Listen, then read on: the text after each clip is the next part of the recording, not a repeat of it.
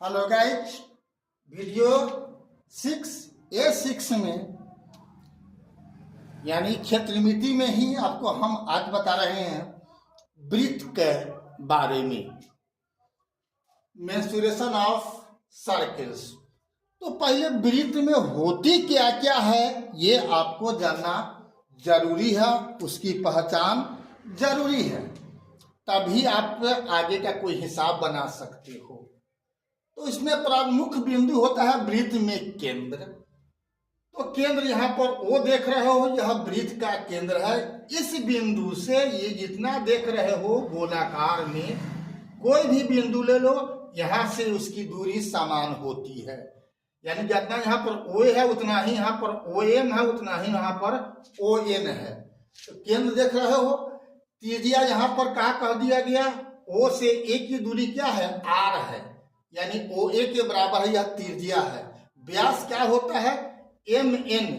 तो वैसा जीवा या रेखा, यूं कहो जीवा या चाप कर्ण जो वृत्त के केंद्र से गुजरे उसको कहते हैं व्यास। तो एम एन क्या है, व्यास है, उसको हम लोग डी भी बोलते हैं। यहाँ पर यह 2OM 2ON और 2OA के बराबर, यानी तीनों ये तीनों आपस में बराबर है। यानी त्रिज्या का व्यास क्या होता है, दुगना होता है। तो D बराबर 2R आपको याद रखना है। अगर कोई पूछे कि यहाँ पर अब R बराबर R और D में क्या संबंध होता है, तो R बराबर क्या होगा, D/2 होगा। ये याद रखना है। वृत्त की परिधि क्या होती है, तो वह 2πr के बराबर होती है। ये पूरी लंबाई हम यहाँ से यहाँ तक, यहाँ से वाई से शुरू करो, वाई से चलो तो घूमते घूमते यहाँ तक चले आओ, ये कुल लंबाई यही वृत्त की परिधि है, जिसे इसका सूत्र होता है 2πr। क्षेत्रफल, अभी पूरा वृत्त जो है गोलाकार जो देख रहे हो, जो जितना ही छेक दिया जगह, ये पूरे अंदर वाले क्षेत्र को बोलते हैं क्षेत्रफल, जो होता है πr² के। जीवा या चापकर्ण, तो यहाँ पर जीवा चापकर्ण, यहाँ पर ये भी चाप आपको जीवा या चापकर्ण है, यानी XY, और MN भी क्या है, चापकर्ण है। तो ये सबसे बड़ा चापकर्ण है जो वृत्त का व्यास कहलाता है, और ये छोटा चापकर्ण है। ऐसा चापकर्ण अनेकों लिया जा सकता है। यहाँ पर XY MN क्या है, जीवा या चापकर्ण है। उसके बाद आते हैं चाप। तो वृत्त के परिधि पर का कोई भी लंबात्मक दूरी चाप कहलाता है। O से लेकर YN तक भी चाप है, Y से लेकर के A तक की बात करोगे वो भी चाप है, N से A तक का जो लंबात्मक दूरी लोगे, ये जो कर्व है वो दूरी। तो वृत्त के परिधि का कोई भी अंश चाप कहलाता है। यहाँ पर लिखा हुआ है सब चाप।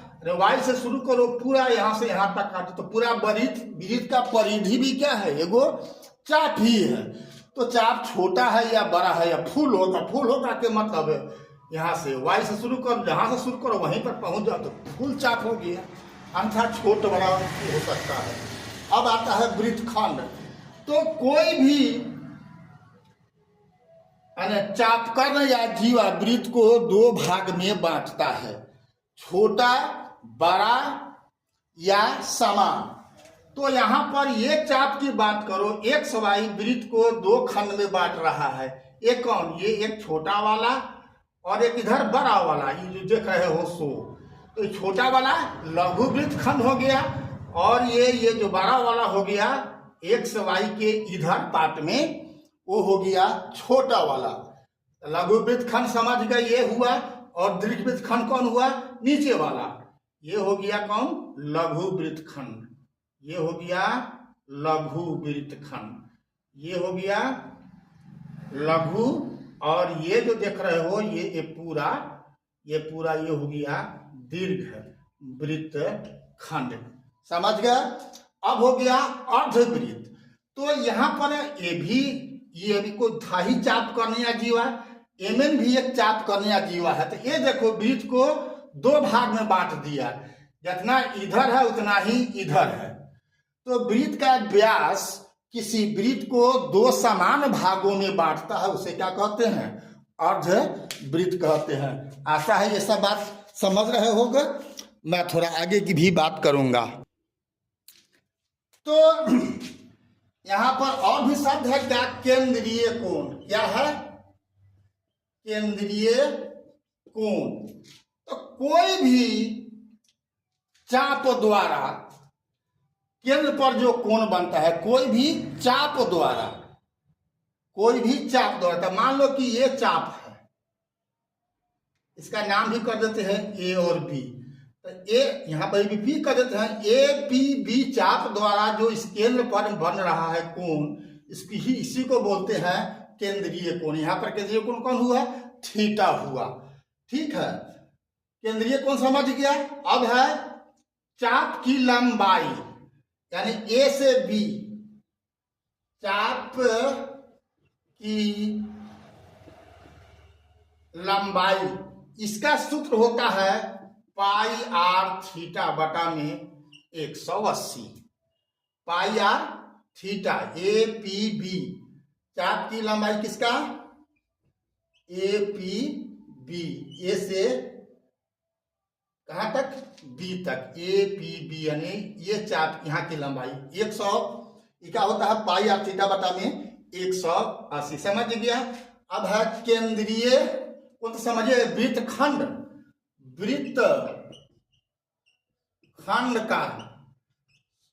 वृत्तखंड के क्षेत्रफल क्या होता है? तो ये होता है पाई आर स्क्वायर थीटा बटा में 360।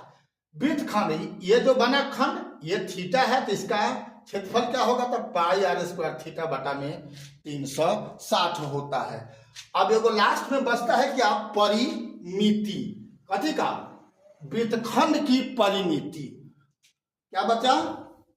वृत्तखंड की परिमिति। वृत्तखंड की परिमिति क्या होता है?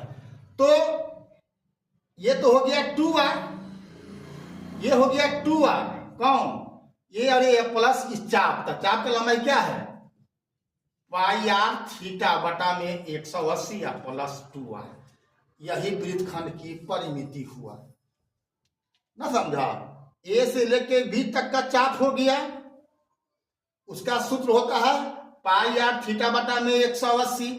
ठीक है, और प्लस ये दोनों त्रिज्या उसमें जोड़ दो तो परिमिति क्या होता है? घेरा होता है।